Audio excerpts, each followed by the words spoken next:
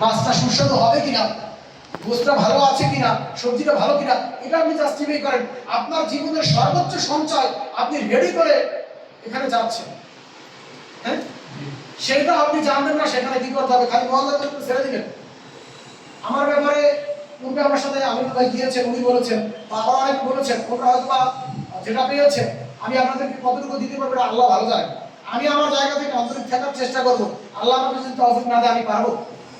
সেজন্য আমি বলবো যে আপনি নিজে একটু প্র্যাকটিক্যালি প্রস্তুত হন যে আপনি এটা করবেন, এটা দিবেন। এবার আমি এহরামের ব্যাপারে আপনাদেরকে যেটা অনুরোধ জানাবো, এহরাম আমরা করবো কোথায়? যেহেতু আমাদের ডাইরেক্ট ফ্লাইট, সেহেতু আমরা এহরাম করব এয়ারপোর্টে। এহরাম আমি আপনাদেরকে করাই দিব ঢাকা বসে, ঢাকা এয়ারপোর্টে। মা বোনদেরকে আলাদা জায়গা আছে, আমি দেখিয়ে দিব। এহরাম করার পরে কিছু অতিরিক্ত কাজ আছে, করা যাবে না, সেটা আমি কিছুক্ষণ পরে বলতেছি। এবার যে আমরা দেখাবো কিভাবে এহরামের কাপড়টা পরবো।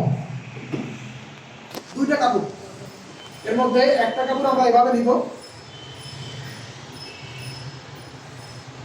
নেওয়ার পরে জাস্ট এই দুটো কাপড় সমানভাবে ধরলাম,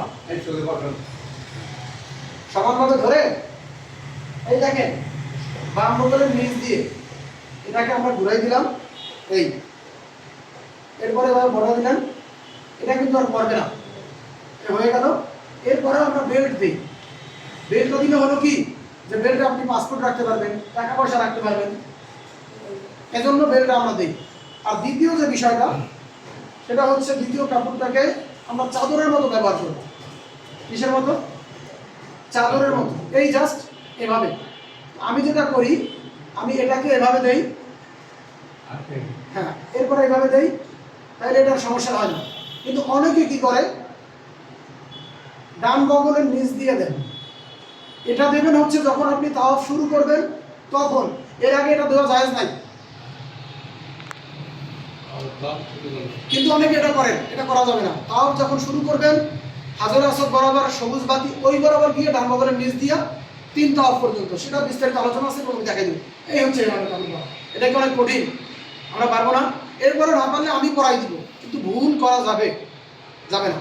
আল্লাহ তাআলা আমাদেরকে সঠিকভাবে এহরামের কাপড় পরে এহরামের কার্যক্রম সম্পন্ন করার তৌফিক দান করুন বলে আমিন।